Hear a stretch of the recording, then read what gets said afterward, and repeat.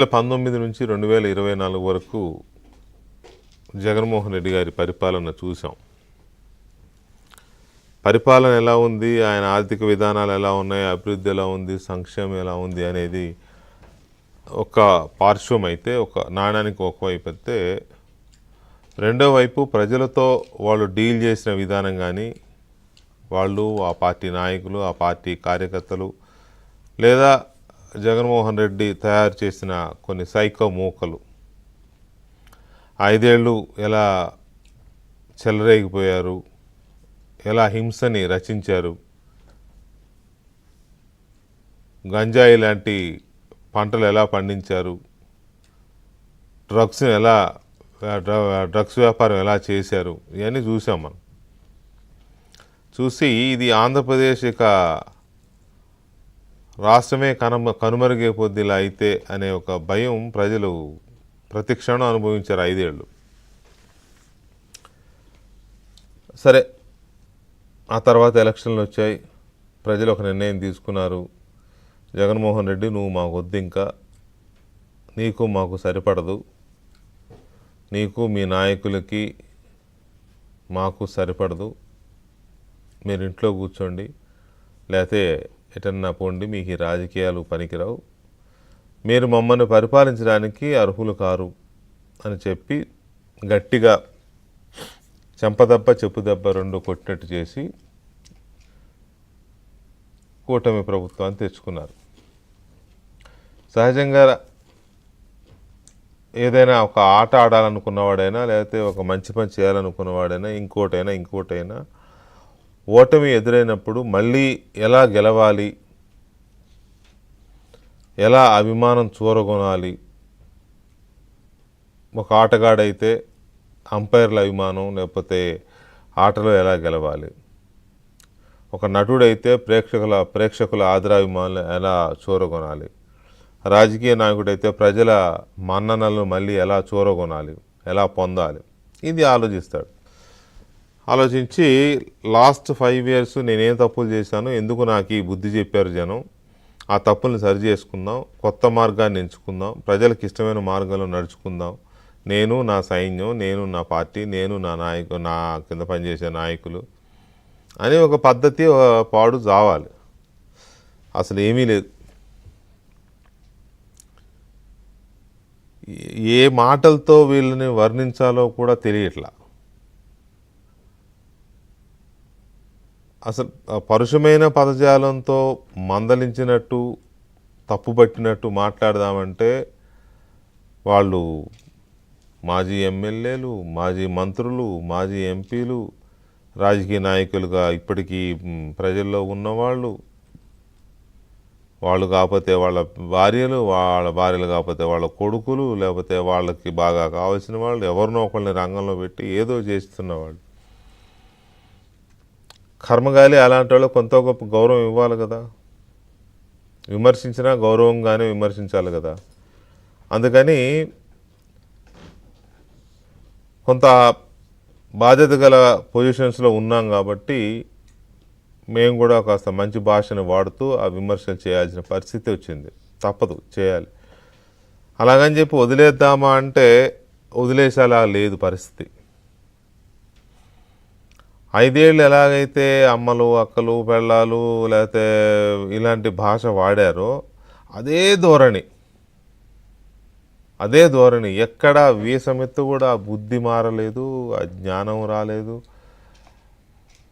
ఎందుకు మాట్లాడుతున్నారో కూడా అర్థం కాని పరిస్థితి. ఏదో ఒకటి అనుకున్నాం అప్పుడు, సరే అట్లా మాట్లాడిన వాళ్ళకే ఎమ్మెల్యే టికెట్లు, లేకపోతే అట్లా మాట్లాడిన వాళ్ళకి మంత్రి పదవులు, అట్లా మాట్లాడిన వాళ్ళకి కార్పొరేషన్ పదవులు ఇస్తున్నాడు జగన్మోహన్ రెడ్డి, అందుకని పోటీపడి మాట్లాడుతున్నారులే అనుకోవడానికి. ఇప్పుడు మొన్ననే కదా ఎలక్షన్ అయింది, ఏడాదే కదా అయింది, అయినా ఇప్పుడు కూడా పోటీపడి మాట్లాడుతున్నారు. పోటీపడి ఒక అశాంతిని క్రియేట్ చేస్తున్నారు. పోటీపడి ప్రత్యర్థి పార్టీలని రెచ్చగొడుతున్నారు. పోటీపడి ఆడవాళ్ళని తిడుతున్నారు. పోటీపడి గొడవలను సృష్టిస్తున్నారు. పోటీపడి సమాజంలో ఉన్న వివిధ వర్గాల ప్రజల మధ్య చిచ్చు పెడుతున్నారు. ఇక జగన్మోహన్ రెడ్డి నుంచి పేర్ని నాని వరకు ఇంకా చాలామంది ఉన్నారు. వీళ్ళందరూ వాళ్ళ కార్యకర్తల్ని ఉస్కో అంటున్నారు. ఉస్కో అనే పదం ఎందుకంటారో తెలుసు. అది కొంచెం ఎవరికైనా బాధగా అనిపించవచ్చు. కానీ వాళ్ళు మాట్లాడుతున్న మాట అలాగే ఉంది. ఉసుగొలుపుతున్నారు. ఉసుగు అంటే ఉసుగొలపడమే, అందులో భూతేం లేదులే. కానీ ఉసుగొలుపుతున్నారు. ఎవరి మీదకి ఉసుగొలుపుతున్నారు? ప్రజల మీదకి. ప్రజలంటే ఎవరు? వివిధ పార్టీల కార్యకర్తలు, అభిమానులు, ఎవరైనా ఏ పార్టీ వాళ్ళైనా ప్రజల్లో భాగమే కదా. ఇదంతా ఇంతసేపు ఎందుకు చెప్పాల్సి వచ్చిందంటే,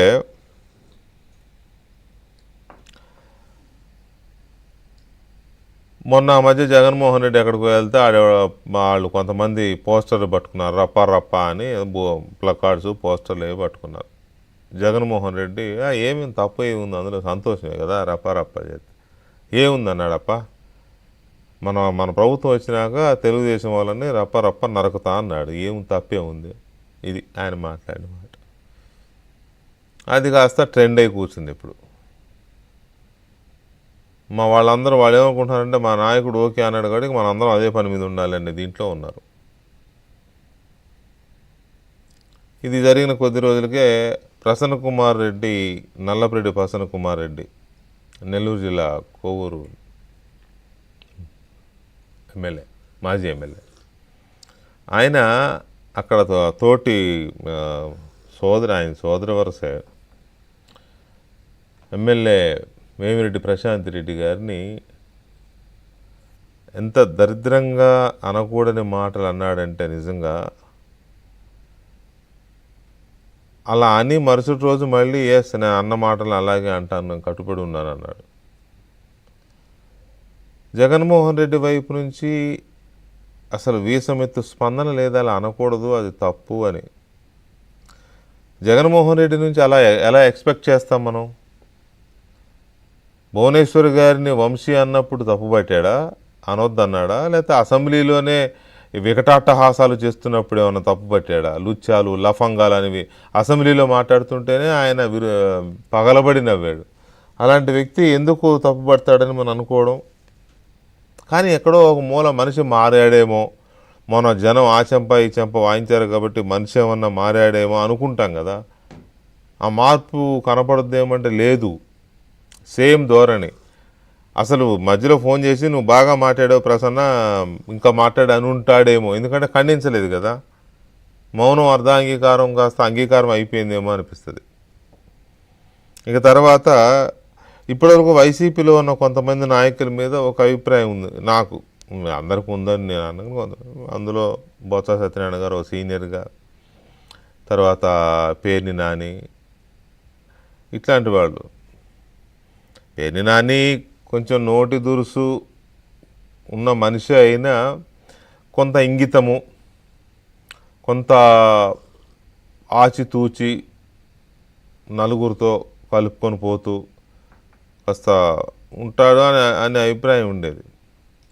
ఇప్పుడు ఆయనకి ఏం అవసరం వచ్చిందో, లేకపోతే నేను రాజకీయాల్లో ఉండనన్నాడు కాబట్టి కొడుక్కి మరి జగన్మోహన్ రెడ్డి ఎంటర్టైన్ చేయడు, కొడుక్కి అవకాశం రాదని భయపడుతున్నాడా ఏమో తెలియదు. కానీ ఆయన మాట్లాడుతున్న మాటలు చూస్తుంటే, ఈ మనిషైనా నిన్నటిదాకా మంత్రి పదవి చేసింది, ఇలాంటి మనిషైనా రాజకీయాలు చేస్తున్నది, వీళ్ళ నాన్నగారి రాజకీయాలేంటి, ఈయన రాజకీయాలేంటి, వాళ్ళ నాన్నకున్న పేరేంటి, ఈయనకున్న పేరేంటి, నల్లపరెడ్డి శ్రీనివాసులు ఉన్న పేరేంటి, నల్లపరెడ్డి ప్రసన్న కుమార్ రెడ్డి చేస్తున్న పనులేంటి, ఇవన్నీ చూస్తుంటే అసలు ఆకాశానికి భూమికి ఉన్నంత తేడా ఉంది వీళ్ళకి. అంతేలే, రాజశేఖర్ రెడ్డి చేసింది ఏంటి, జగన్మోహన్ రెడ్డి చేస్తున్నది ఏంటి?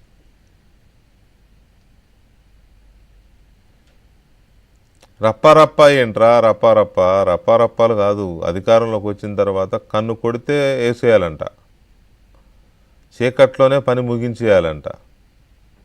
పేర్ని నాని గారు మాట్లాడిన మాటలు, చీకట్లోనే పని పూర్తి చేయాలంట. ఎవడు చంపాడో తెలియకూడదంట, చీకట్లో పని పూర్తి చేసి తెల్లారాకెళ్ళి మనం కూడా ఏం తెలియనట్టు పలకరింపులు పరామర్శించినట్టు చేయాలంట. ఎక్కడో చూసినట్లేదు, ఇది ఎక్కడో విన్నట్టు లేదు. 2019 ఎన్నికల ముందు రాత్రి ఒక ఘటన జరిగింది. తెల్లారాక వెళ్ళి అందరూ పలకరింపులు పరామర్శలే. అర్థమైపోయి ఉంటుంది అందరికీ కదా. అది చెయ్యాలని చెప్తున్నాడు పేర్ని నాని గారు. అసలు ఏంటి వీళ్ళ వింత ధోరణి ఏంటి, వీళ్ళ హింసా పోకడలేంటి, వీళ్ళ రాజకీయాల్లో ఉండదగిన వాళ్ళేనా, వీళ్ళు అసలు మామూలుగా ఈ ప్రజాస్వామ్యంలో ఉండదగ్గ రాజకీయ నాయకులైన వీళ్ళని చట్టం చూస్తూ ఊరుకుంటుందా? ఇలాంటి మాటలు మాట్లాడిన వాళ్ళ మీద ప్రభుత్వం చట్టం ఎలాంటి చర్యలు తీసుకోవాలి? వీళ్ళని ఎందుకు ఎన్నికలకు అనర్హులను చేయకూడదు?